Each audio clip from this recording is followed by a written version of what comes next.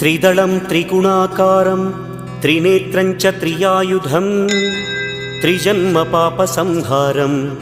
एकबिल्वं शिवार्पणम् त्रिशाखैः बिल्वपत्रैश्च अच्छिद्रैः कोमलैः शुभैः तव पूजां करिष्यामि एकबिल्वं शिवार्पणम्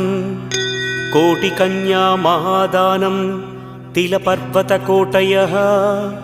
काञ्चनं शैलदानेन एकबिल्वं शिवार्पणम् काशीक्षेत्रनिवासं च कालभैरवदर्शनं प्रयागे माधवं दृष्ट्वा एकबिल्वं शिवार्पणम् इन्दुवारे व्रतं स्थित्वा निराहारो महेश्वर नक्तं हौष्यामि देवेश एकबिल्वं